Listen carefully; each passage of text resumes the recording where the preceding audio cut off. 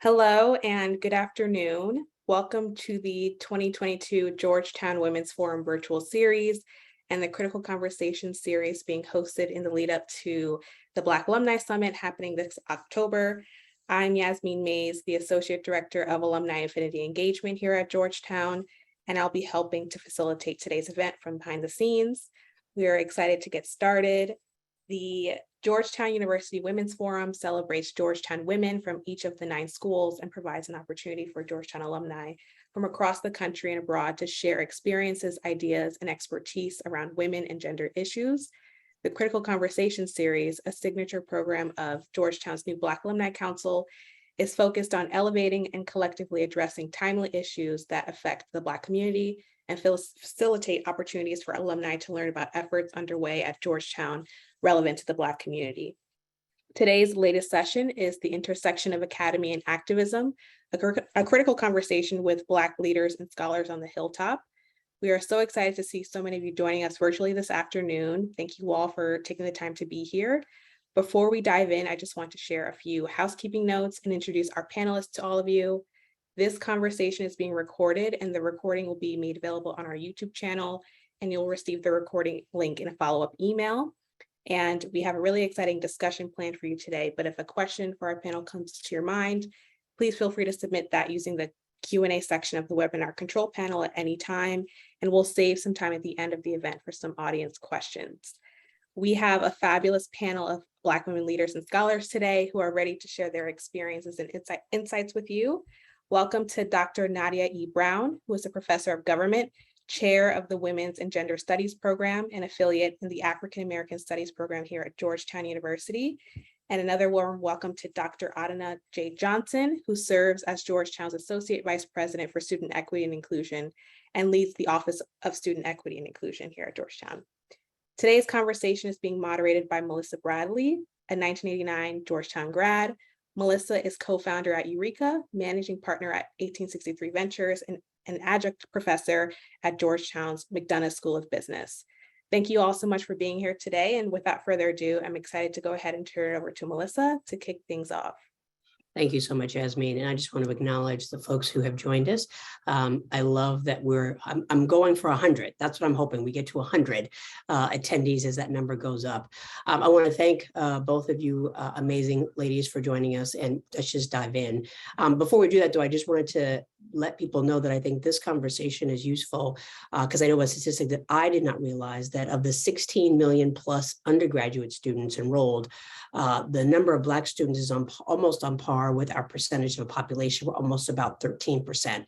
And so when you think about that, I will say as a professor, you may not always see the class, but writ large, we have the opportunity to be at university. So it'll be helpful to kind of talk about here, Georgetown, but also where we may even compare with some of the other institutions. I've been an adjunct professor for 7 years. I started as a full-time professor, and I called it a calling. And I think many people call it a calling because there's lots of trade-offs in this. But let's just start off grounding people of what does it mean to work in higher education? Tell us a little bit about your role and what does it mean to be in this world of higher education, which, let's be honest, there's highs and there's lows, and COVID was one of them. And then put it in context of what does it mean to be at Georgetown? Like, how did you get here? And obviously, as a fellow Hoya, what does it mean to be part of our community, which is unique, as is also a Jesuit community? And I'll start with you, Dr. Johnson. Thank you, Melissa, and thank you to all my colleagues who have pulled for me to be here today. It's wonderful to have the invitation, and to all of our attendees, glad to have you with us. I've been at Georgetown since 2018. But prior to being an administrator, I was a professor for about 12 years. I taught psychology and was tenured in the psychology department at Loyola University, Maryland, where I went on to also lead the African and African American Studies program. But I was involved in a lot of community-based work prior to getting my PhD.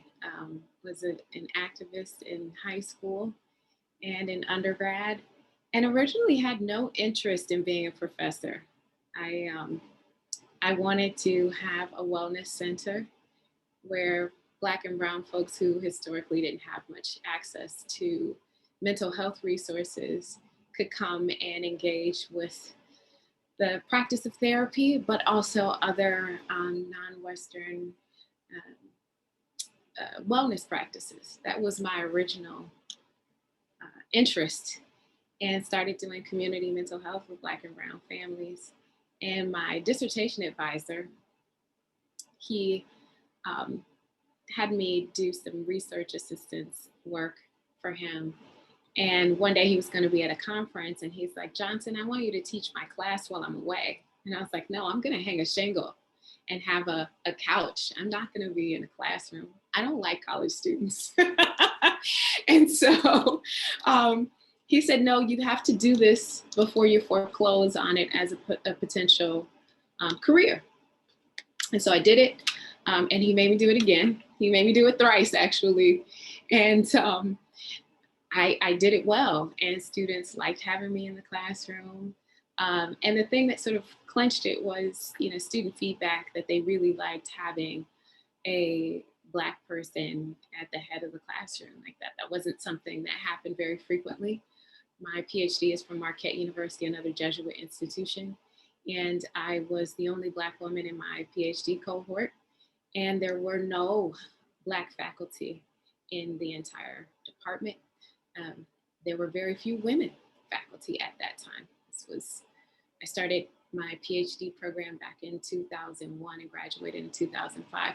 So it's a while ago, right? But it's actually not that long ago to say that there was only one woman faculty member who was not adjunct at that time. As the kids would say, it's still in this century, so you're good. It's not in the 19s, so you're good. Exactly, it's not in the 19s, as long as it's in the aughts. Exactly. Right? And then how did I get here? In my role as the director for the Black Studies program, I was constantly in consultation with folks around issues of racial justice on our campus. And following the murder of Michael Brown, the campus was just, undergoing a bit of a sea change around expectations, and activism was on the rise amongst the students. And they were like, we need some things to be different. And so the president appointed me to do some work. And I was like, I like this zooming out thing. I think I want to do it. And then this position came about at Georgetown, and here I am.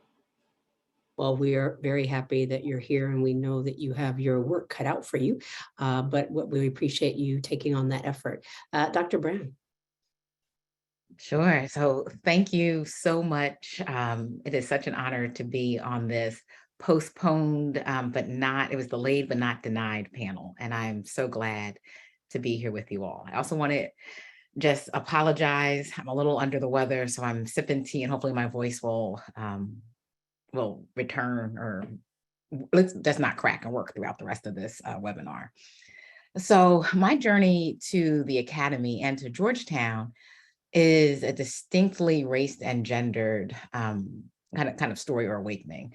I went to undergrad at Howard University. Love all the good things to say about being a bison.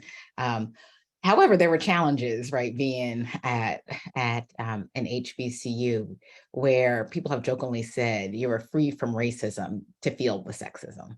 And that's exactly what happened to me. My brother, who's 11 months younger than I am, also ended up going to Howard. And so I grew up almost like twins with a brother.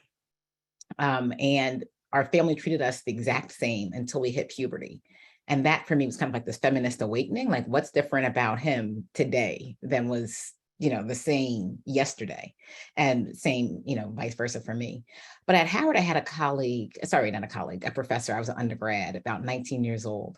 And he told a story about white male rape of an enslaved woman, an enslaved Black woman, as an assault on the Black man's masculinity, unable to protect his family and his wife. Yes. And little old 19-year-old me sat there, was like, I know this is wrong. I just didn't have the words to articulate why I felt this way. And now I am thankful, like with the hindsight, to say like that was probably the light bulb that went off for me that said, I'm going to study my experiences as right at the intersection of race, class, gender, religious upbringing, right? All of these very important and politically salient roles. And that started me on a trajectory to do Black women's politics and Black women's studies. What brought me to Georgetown was a call for the director of women and gender studies here. And I am active in this Me Too poli-sci movement that I helped to create and to spearhead. And we know that here at Georgetown, there was a push by the Black Survivors Coalition to get more attention to women and gender studies. But what I brought to Me Too poli-sci was an intersectional understanding that sexual harassment doesn't look the same everywhere. And it's all based, a lot of it is based on our positionality. So as a Black woman, I experienced sexual harassment in a very racialized way. Indeed, all the Black men in my first job in my college, except two, sexually harassed me because I was a Black woman, right? And they explicitly said, I know that you're not going to say anything because we're here at this white institution and we want to have racial solidarity. Messed me up for years, right? And thank God I got a new job and I'm out. But it took me, maybe almost a decade to process this. And what came out of that was an understanding that there needed to be an intersectional advocacy on gender-based issues. And so my work in Me Too really highlights the way that race, first-gen status, sexual orientation, immigrant status, right, are all things that are used oftentimes to silence people that experience gender-based violence, and giving a voice for that. And so my work in this activist academic space, right, I think is what was interesting, what interested me in this position. And then I think also what, led Georgetown to select me as the Women and Gender Studies Program Director. Well, I want to thank you both because I think what you've highlighted is a couple of things. One is that getting to where you're seated right now is not an easy path. I purposely chose not to get my PhD once I went to a visiting session because I couldn't find a professor to sponsor my work because it was race-based. And so I do think that when we sit at this institution that is having its own reckoning, racial reckoning, that we need to understand that we have been symptomatic of a much larger set of issues that plague Black faculty, but particularly Black women in academia. So I thank you both for your efforts and can only hope as an alum that Georgetown is doing better by you. You both shared very personal connections to the work. And so how does that translate to kind of your guiding principle or mission statement as you both sit at Georgetown? And I'll start with you, Dr. Johnson. Yeah, I center who I am because most spaces don't center Black people, don't center women, don't center folks who are first generation, come from a working class, later middle class, but predominantly working class family. Neither of my parents attended college. And actually, concurrent with my doctoral studies, my father worked in facilities at Marquette University. So while he was there, as a blue collar worker, his daughter was getting a PhD.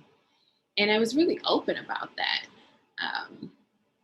And I thought it was important to note that. And so some of what really guides my leadership practices is genuineness around who I am and telling my story in a variety of ways. And I'm a psychologist, we're known to listen. So, for our work, so when you actually ask us to talk, we can go on and on and on. But I share a lot about what it means for me to be a woman of African ancestry,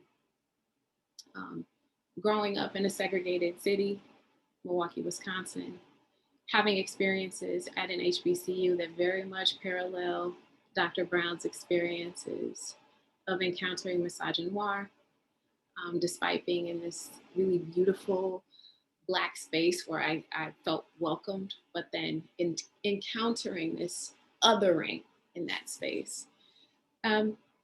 And so genuineness in terms of my own identity, but also genuineness around what these systems of oppression, of white supremacist ideology, of capitalism, of sexism, what they've done to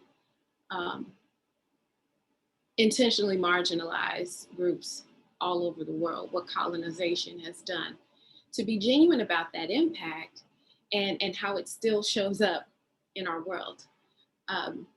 So that genuineness is a piece. Being very justice oriented. My parents were politically engaged and active my entire life. And so absence from the political engagement was not even a question for me, and continues to be really important. So justice beyond just showing up as myself, but how are we working in the places and spaces where I find myself to foster racial justice and other forms of social justice. Humor. I'm a comedian. I do improvisational comedy and stand-up comedy. And I find that it really blesses me with the ability to find levity. I take my work seriously, but I don't take myself too seriously.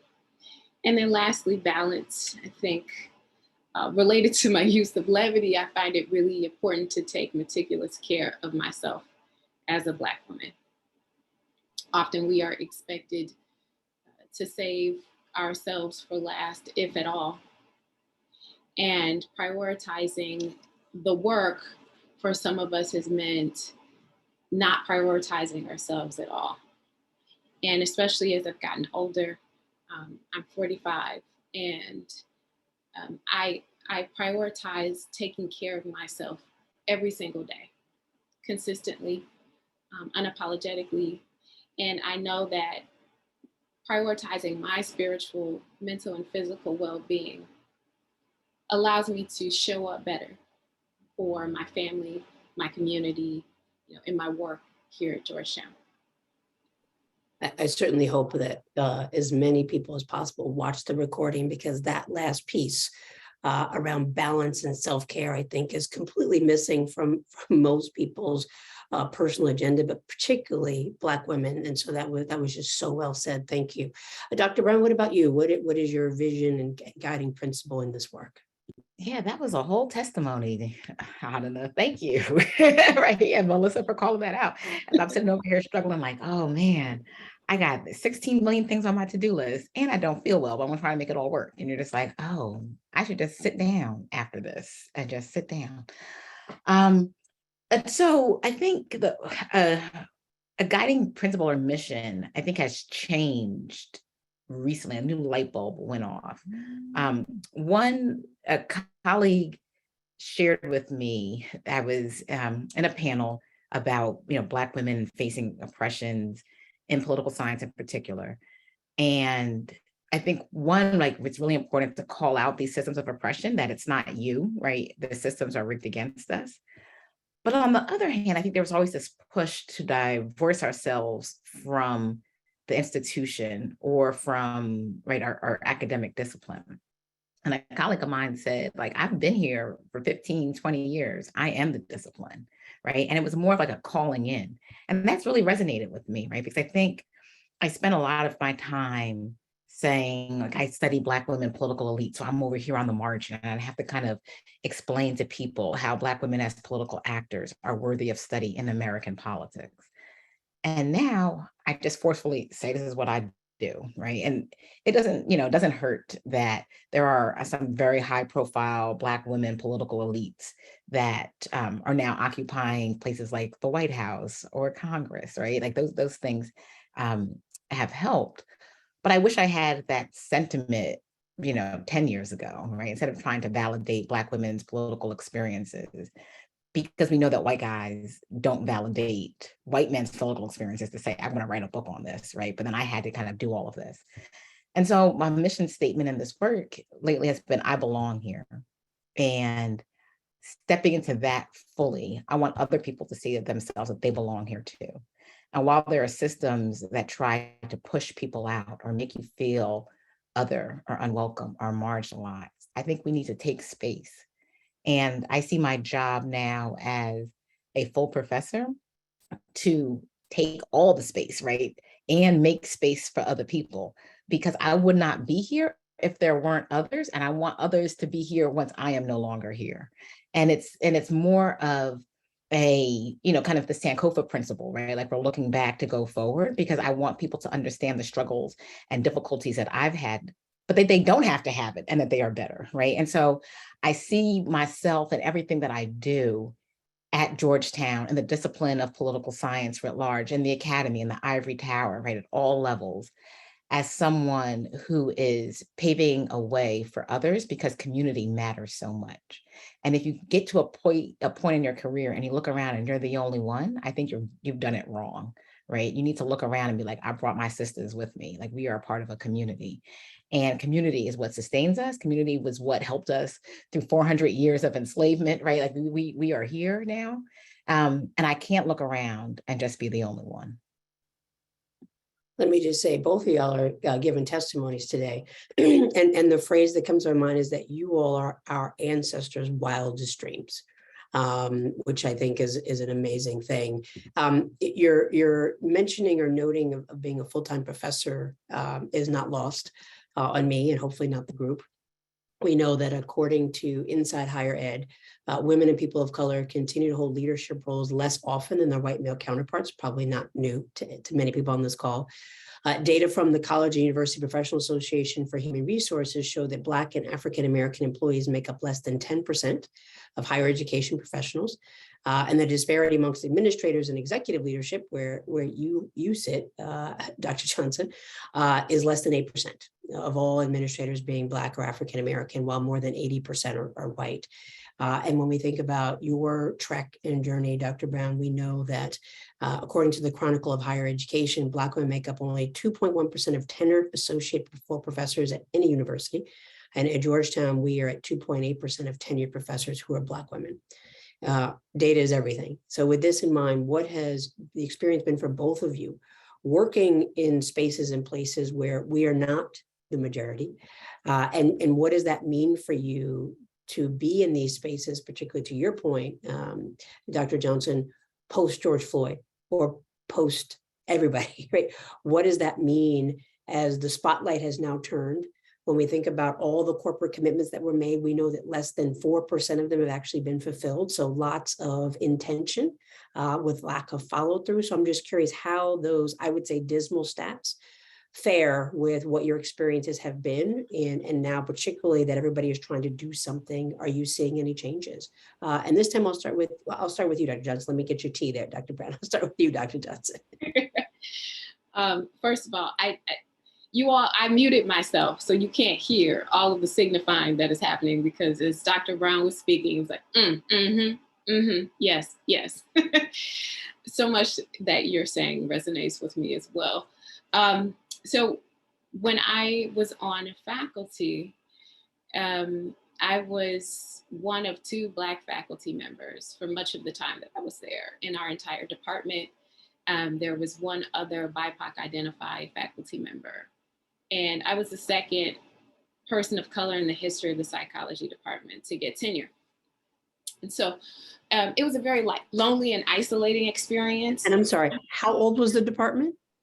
40 years old at the time. Wow, thank you. Yeah. So not only was I one of 2 Black faculty members in psychology, there were 300 full-time tenure track faculty members at that time. And when I began, 11 of them were Black. So, and they were spread out across several disciplines. And so there was this really isolating experience. But I found community, as Dr. Brown was speaking to. I found community with other Black women faculty at institutions in the area, and particularly psych professors.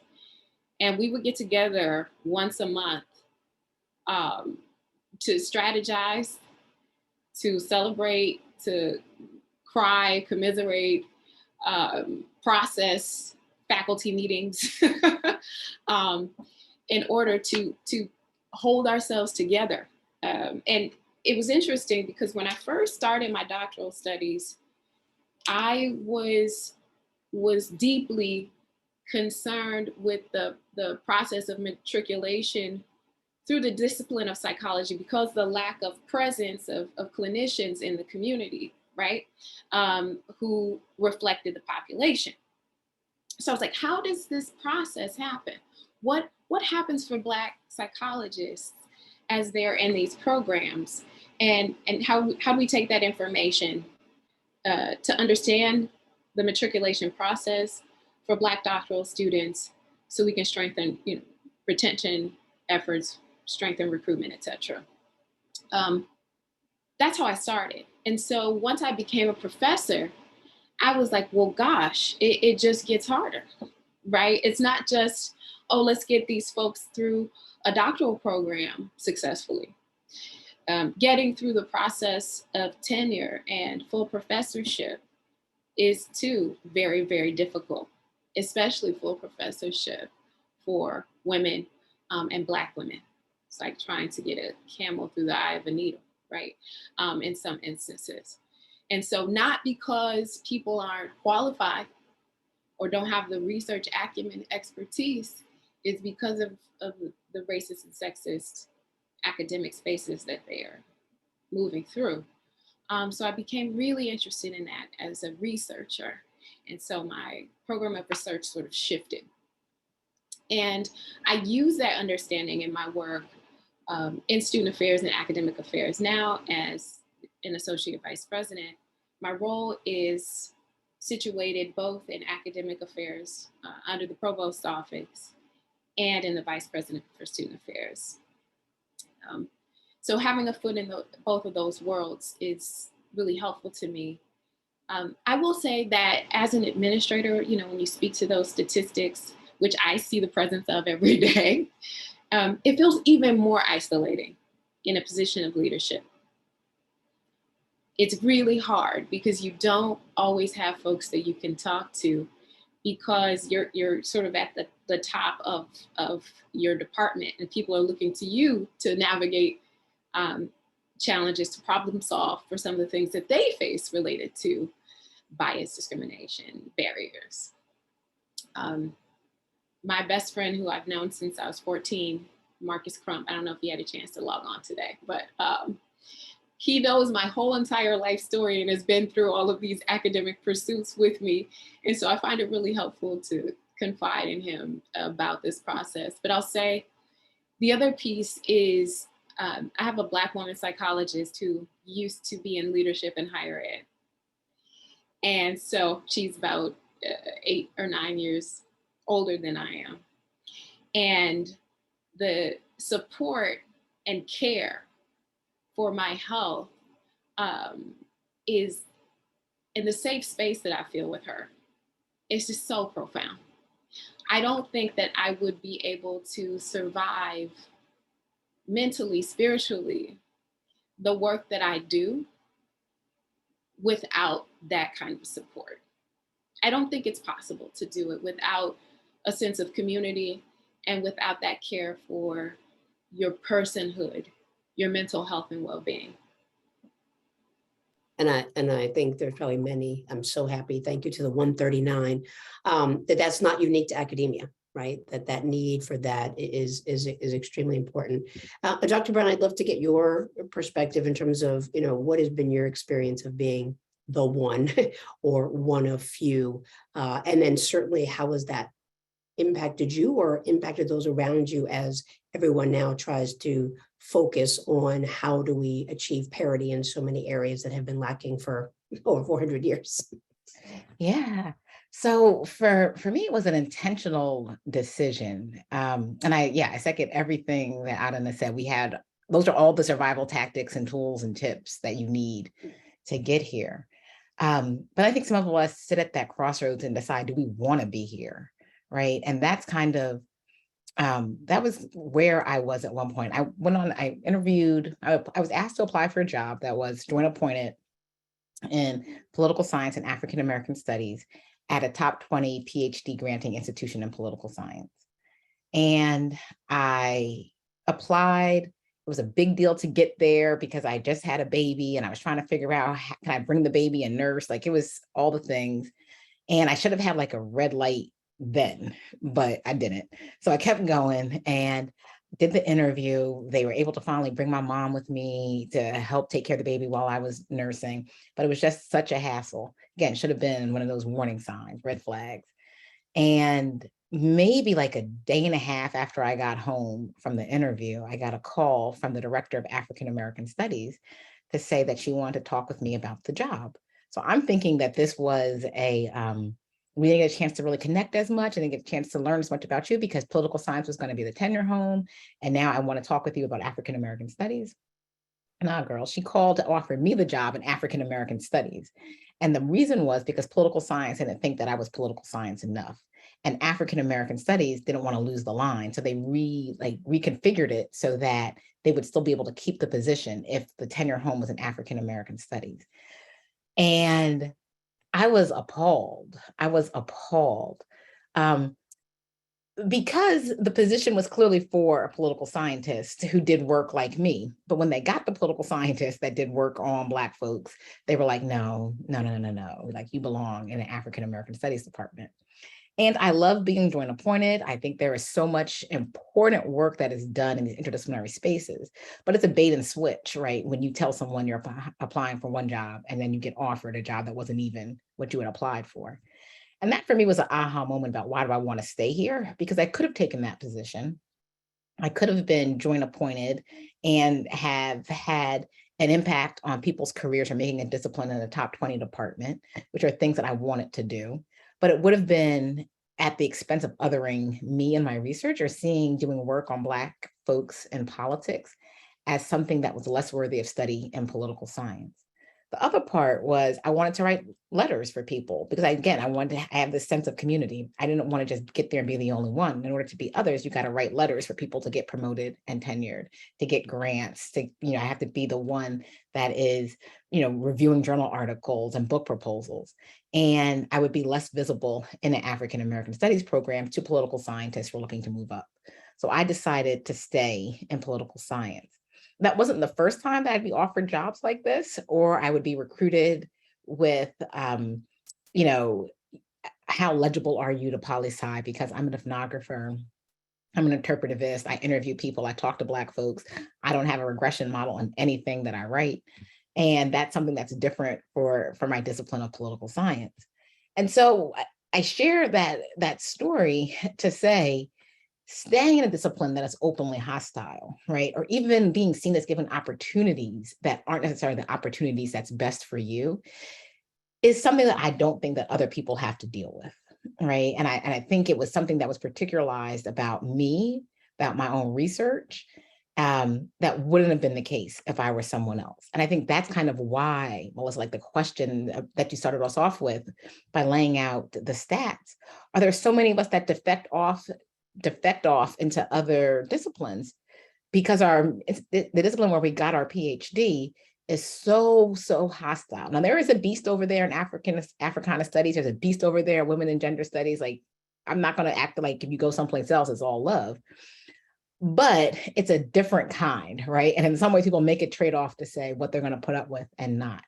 And so that funneling of people outside of traditional disciplines, something that should also be looked at too, right? So so I'm expected to be an AFAN. I'm expected to be in women's studies. I'm expected to be in American studies. But do you expect to see my face in political science? Do you expect to see my face in econ? Do you expect to see my face in psychology, right? And so this kind of like leaking of the pipeline kind of self-sorts out people that we don't think that their research is mainstream and their bodies don't belong in these places either. And so I think that's also a fuller story to that statistics that you shared earlier, that while we might be here, where are we here? And so it was important for me to become a full professor in political science. And there are handfuls, like it is embarrassing. I can name all of the Black full professor women at research institutions in 2022, right? It is that small. But that also means I'm being asked to write all the tenure letters. I'm being asked to do all of the service, and I'm weak and I'm weary, but I do it anyway. Not because it's nothing that's for my ego, but it was like, if I chose this, I need to be able to help bring other people in so that they can write some of these letters. But if there's only 5 of us and I'm gatekeeping, I only want there to be 5 of us, I will forever be writing these letters. But if I bring in some other folks, now, right, like you can do, like we are transforming the discipline. And that's the work of a full professor. And so I had a goal of being a full professor before 40. A lot of people laughed, said it was too ambitious. Who do I think I am? This little Black girl from Jersey, from the block. And I was like, all right, but now look at me. It's Dr. Brown in front of my name. And I'm bringing a whole bunch of folks who look like me, who are first gen, who are queer, who are women of color, who are immigrants, right? Like we are out here and got to respect it. Amen. Just amen. And I see the Q&A is brewing, and so we definitely will have time for questions. So please drop them in, and we'll make sure that we can get to everybody. I want to give each of you a different question, and then we'll pass it to Yasmin to kind of bring us home. But you had mentioned this earlier, Dr. Johnson. I didn't want to lose it because my sense is I scroll the list. There's a lot of alumni who are not necessarily coming back to campus that often. And so you were talking about this whole role of Black student activism, what was happening on campus. And I know when I was there, the shanty town on Copley Lawn, I mean, there's a clear correlation, I think, to change happening both in the boardroom and certainly on various fields around. And so can you speak to the role that Black students have played and kind of linking campus issues to broader struggles for racial justice and kind of calling attention on issues of diversity and equity and inclusion, and how has this played itself out at Georgetown? Yeah, I think it's student activism that's responsible for bringing both Dr. Brown and I to Georgetown, if I may say so, Dr. Brown. But largely in higher ed, Black student activism has been paramount in forward movement and social justice. For example, although the roots of ethnic studies, come from the work of scholars like Du Bois and Carter G. Woodson, student protests in the 60s brought about ethnic studies programs, and it changed our curriculum at the high school level and certainly at colleges and universities. But it brought not only a lens of we need to look at our curriculum, right, and what's being taught, we need to look at who is present, right? So it shaped admissions, shaped provision of financial resources and scholarships. And it brought forth an understanding of not just the experiences of BIPOC folks attending to that, but attending to what it means to be a first generation college student, or someone who comes from a low income family, someone who's lived, at or below the poverty line and going into college, people who don't speak English, people who are coming from other countries, immigrant status. More recently, having us to consider, what it means to be trans, right? Of course, gender studies. This student activism, predominantly Black student activism, I think it's important to situate that, has brought a cascade effect of justice work for anyone who's not at the identified as a fictive norm, right? White, male, hetero, born in the United States, English speaking, Christian identified, and the list goes on. So here at Georgetown, I've been here again for 4 years. I've seen our students work in ways like with the Black Survivors Coalition to change the landscape of what our colleagues look like in the counseling center. It's a much more diverse place than when I started, much more diverse. There are external university resources for mental health, particularly Black clinicians. And that list is predominantly women. And I know that because some of them are my friends who I've called up and said, are you willing to be on this list and see our Georgetown students and support them through the experience of matriculating at a PWI? Kind of going back to that previous question just a tiny bit, I was inspired by what Dr. Brown was sharing. Part of my shift from being a faculty member to being an administrator is wanting to be able to shape the policy and practices. And I actually ran for department chair and lost to someone who I thought definitely was not better suited for the job than me. Maybe that's just my good old fashioned ego. My daddy was born in 1934 in Louisville, Kentucky, and family knew Muhammad Ali, so maybe that's the boxer in me, right? But I knew that this person was not better suited for this job for me. I had the recruitment and retention expertise. I had vision on a broader scale. I understood the university very well. I understood the department well, the Baltimore community, and I had this passion for looking at this bigger picture. And so what happens with Black student activism for me in my day-to-day, even in my previous institution as a faculty member, some of the things that I will be arduously pushing for in my role. The students come and they sit in, right? They write petitions, they show up. I've had 130 students show up outside of my door here in Levy, and they have this list of things that they need to be happening. And I'm like, yeah, some of these things are things that I agree with you need to be happening. And so they continue to foster the forward flow of recognizing the humanity of all of our students. And I think also what's key is that then, and the other students get to benefit because of that, right? That the non-Black students then begin to see a different perspective. I have a lot of students that come to me and say, "I've never had a Black professor." I said, "Well, lucky you, it finally happened." And I do master, I do MBA students and some master policy students. And so it is interesting. I mean, luckily as an alum of Georgetown, I had the privilege of a Black professor, but I don't want us to lose that this is not just Black students. Again, we tend to do the work for everybody. They're actually helping the entire university, which is extremely important. I want to turn to you, Dr. Brown, and ask you a question, and then I will pass it to Yasmin to kind of bring us home. I am reading the Q&A, and there's some amazing things, so Yasmin is going to direct that. But I want to ask you, oftentimes the role of faculty is described as scholarship first and activist second. Do you disagree with this statement? And then how would you, if I dare say, even label or title yourself? And how does one navigate around that nuanced distinction, particularly in light of all that's happened? And I would say particularly in light of what has specifically been the charge of our president in terms of trying to address this proactively because of the Black survivors and because of our very stormy history and our own reckoning, not just with what's happening externally, but what the university did itself. How does that whole scholar activist sit with you? And as I pass it to you, let me say, this has been a privilege. You just be a small part of this conversation. If I dare say as an alum, and I'm sure the 131 people on, there needs to be a part 2 to this for sure. I'm not sure when, but there definitely needs to be a part 2. So Dr. Brown, how do you balance that? So my work as a Black feminist shows me that there is no tension there, right? And so as a methodology, my work is about liberation, right? You can't be an Africana scholar and not care about your people and writing work that is not liberatory.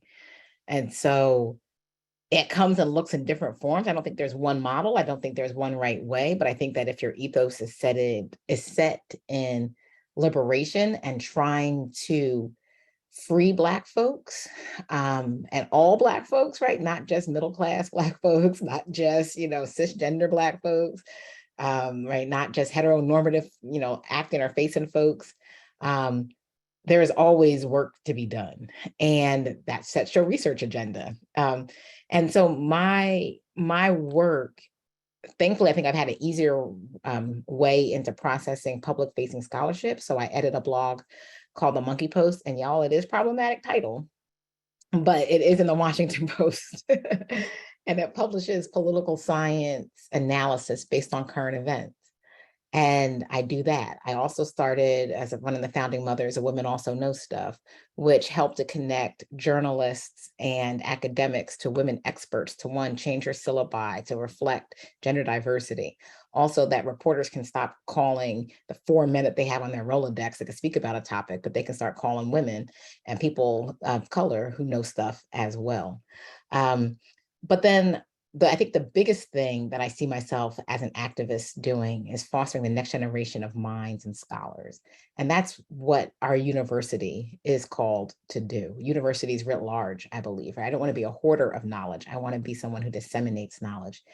As a social scientist, I don't teach students how to think. I don't teach students, I don't teach students what to think. I teach them how to think and how to think critically. And that, I think, is my biggest flex as a professor, right? That I am teaching next generation of students. And this was something kind of what you were going back to, saying that there are just so few Black professors. There are such few Black women professors that my job isn't to create little me's. My job is to show them a possibility so that they can create themselves. And that's what I want to do. And for Georgetown, right, my hope, my sincere hope is that our university takes seriously this notion of social justice, not just abroad, but here at home, right? There is so much happening in DC in our own backyard, right? But the Jesuit mission is needed, where an ethos of social justice can be put to use and applied here, that we don't have to go right on a plane ride. We don't have to go across seas. We don't have to go talk to someone else, but we have to get real about what's happening right here, particularly as the city is increasingly pushing people out because of the high costs of rent and living, the disparities in healthcare access, the disparities in accessing clean food, clean water, and nutritious food. That's all happening here. Those are social justice issues that are happening in a city that is rapidly gentrifying. And I think that what our university can do is perhaps think about ways to be a solution to the problem as opposed to looking outside and elsewhere. And thankfully, there are scholars at the university who are doing this work and are training up next generations of students to address this. So if we can start here at home, I think that would be my biggest challenge or pushback to the university and the administration, is to think about how we're helping the city that we live in, as opposed to having this, just having a global mission, right? Or just thinking about a university that moves beside the walls of DC. Absolutely. I couldn't agree more with starting here at home, for sure. I just want to thank you so much, Dr. Brown and Dr. Johnson, for sharing such personal stories with us today and for your vulnerability. And we have a lot of questions that have come up in the chat. So we want to shift over to those. And so the first question, or it's a sort of 3-in-1, how important is it to have these conversations outside of all Black spaces? In what ways can we support culturally responsive pedagogy within higher education? And how do we avoid preaching to the choir? So I will turn it over to Dr. Johnson to tackle that one first. Yeah, sometimes I struggle with this notion of preaching to the choir. I'm going to try to keep myself focused on this response because there's a lot I could say in one direction or the other. But I think that so often and for so many years, there's been the intentional exclusion of our voices. And so I think much of what we bring to these kinds of conversations do need to consistently happen. And I don't even know if repetition is problematic because, like I said, in 2005, I was the second person of color to receive tenure at my previous institution. So I think that saying it a lot, saying it often is important. All Black spaces, I think a sense of connection and solidarity, ensuring that there are folks to take the baton. I work in an office where almost all of my colleagues are Black, and almost all of them are women. And I know that my replacement, theoretically or literally, is right here. And I'm cultivating that, carrying on. And so I think part of those conversations are, how can we support one another? How do I help you to get to this next space in your career? How do I support you in your community work? How do I support you and your family? So I think the conversations are important in both regards. Hopefully that answers your question.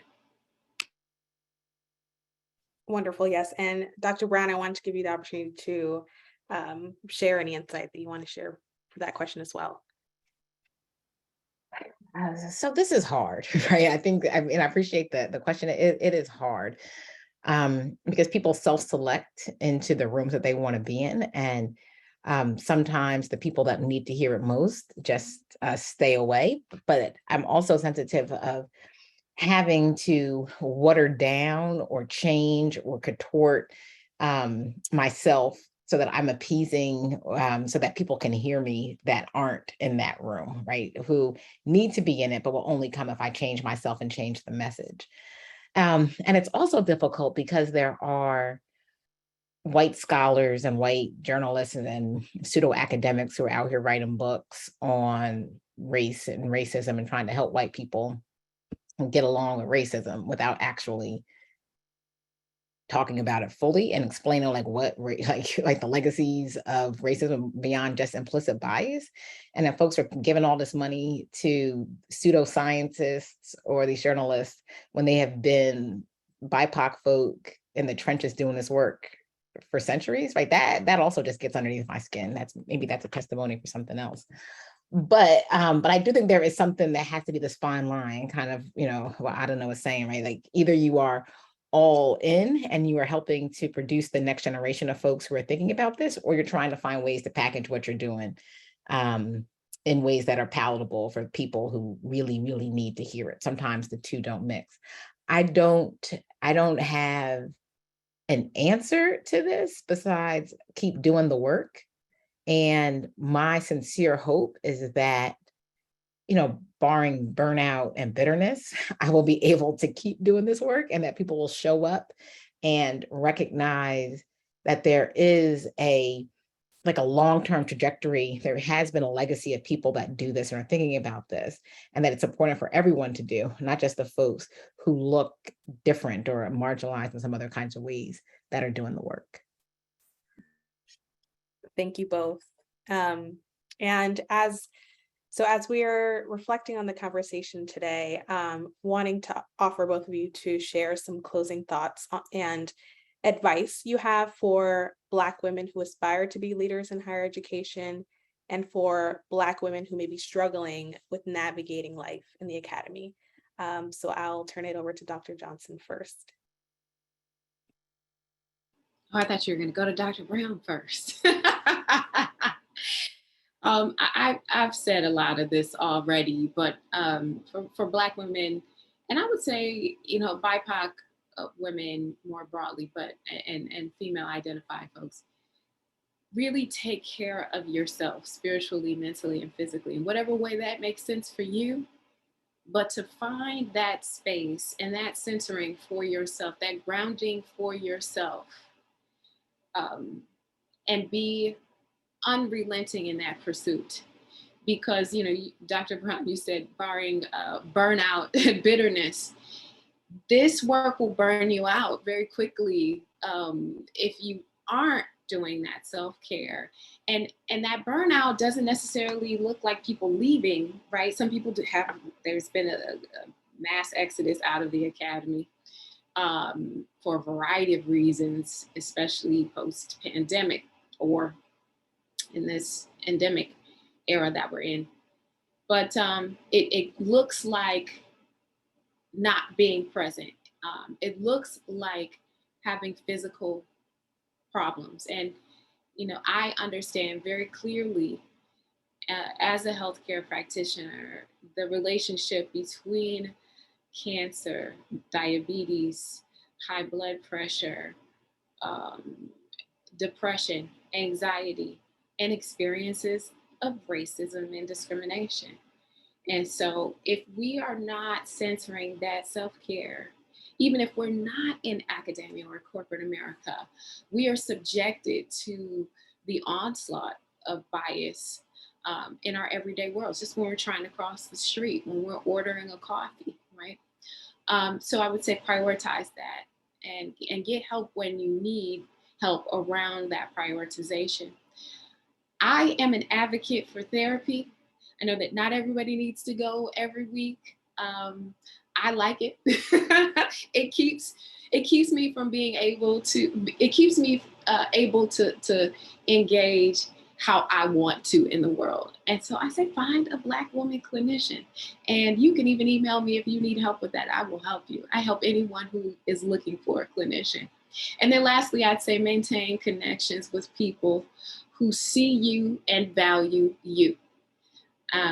All of the aspects of who you are, not just as an academician or as an administrator or someone who works in this particular vein, but sees you multidimensionally, sees the intersections of all of your identities, sees you as a whole person. And we talk a lot in Jesuit values around cura personalis, to care for the whole person, that having that care for yourself, finding spaces to have that experience makes you better equipped, I think, to do this work. Yeah, and amen to all of that. Because yes, I feel like this is, if you could hear me, I'm nodding my head and I'm saying yes, yes, yes, yes, yes to all the things that you've said. Other thing that I'll note is, again, like back to the importance of community. And it's so important, I found, to have people who have your back in various forms of community, right? So my partner loves me dearly, but when I say something about the academy, he's like, but you're not Brown. Tell him F it and go away. I'm like, that's not how it works, right? So having someone in the academy that I can bounce stuff over off of is really, really important. And when I was in graduate school, I was told basically your cohort members are in competition with you. You don't want to get too close to people. And there's a few resources. And I was like, that has ruined me for a very long time because I needed those people in my cohort, right? I needed to rely on them. We needed to become collegial and friendly. Some of my best girlfriends are other academics because they understand my life and what issues I'm dealing with, where I can talk to my other girlfriends, maybe my sorority sisters or just other homegirls. And they have no idea what it is that I do. And I recognize now at this age that I need all these people that love me unconditionally, but understand the different facets of my life. So sometimes I'm just needing to vent, but I want to vent to the right person who's not going to kind of come in and give me or see what I'm saying or interpret what I'm saying in a lens they don't necessarily understand my experiences. And I wish I would have known, a younger me would have known the importance of having deep relationships with people and forming communities with people in different aspects of your life. I think at one point I put all of my marbles in the barrel that was a romantic relationship or a platonic relationship with good girlfriends or my sorority sisters, or into my family relationship, needing my mama and my grandmother to help me kind of with the Black women's ways of knowing the world and epistemologies and to help me. I need them all at the same time. And so I was like, in order to survive and thrive and be our best selves, it's in community with others that love you unconditionally, that will push you to be better, that will call you on your bullshit, but then will also call you in when you need someone to come and save you from yourself oftentimes. And sometimes, yes, the discipline, the academy are doing all of the things, and sometimes you are too. And you need someone to tell you that lovingly and to welcome you back in. So community, community, community. Love that. Yes. Amen to that. And so we are nearing the end. I just want to say thank you again to you, our incredible panelists, Dr. Johnson and Dr. Brown, and our amazing moderator, Melissa Bradley, for joining us in this critical conversation. It has been such a privilege to listen to your personal stories, experiences, and advice today. And thank you to all of our attendees for joining us today. We hope you enjoyed this discussion and conversation. So please look out for our follow-up email with information regarding the recording, and hope you all have a wonderful rest of your day. Thank you all.